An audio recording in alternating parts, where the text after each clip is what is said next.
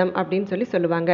இந்த சுக்கிர விரதத்தை எப்படி கடைபிடிக்கணும் அப்படிங்கிறத நம்ம இப்ப தெரிஞ்சுக்கலாம். இந்த சுக்கிர விரத வழிபாட்டை மேற்கொள்வதற்கு வெள்ளிக்கிழமையை தான் நம்ம செலக்ட் பண்ணணும். ஏன்னா வெள்ளிக்கிழமை தான் சுக்கிர பகவானுக்கு உரிய நாள் அப்படின்னு பார்த்தோம் இல்லையா?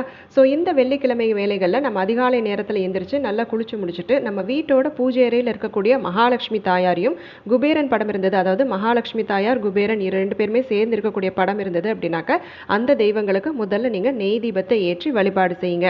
ஆஸ் யூஷுவல் நீங்க வீட்டோட பூஜை அறையில செய்யக்கூடிய அனைத்து விதமான வழிபாடுகளையும் நீங்க அந்த அதிகாலை வேளையான பிரம்ம முகூர்த்தத்திலேயே செஞ்சு முடிச்சிருங்க. இப்படி நீங்க வழிபாடுகள் மேற்கொள்ளும் பொழுது தெய்வங்களுக்கு என்ன நெய்வேத்தியமா வச்சு வழிபாடு செய்யலாம்னு பார்த்தீங்கன்னா சர்க்கரை பொங்கல் செய்து வைக்கலாம், பால் பாயாசம் செய்யலாம், கேசரி செய்யலாம்.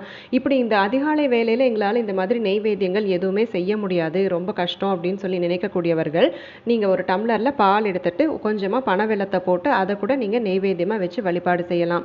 இல்ல கல்கண்டு கூட கிடைச்சது அப்படின்னாக்கா அந்த கல்கண்டை வச்சு வழிபாடு செய்யலாம்.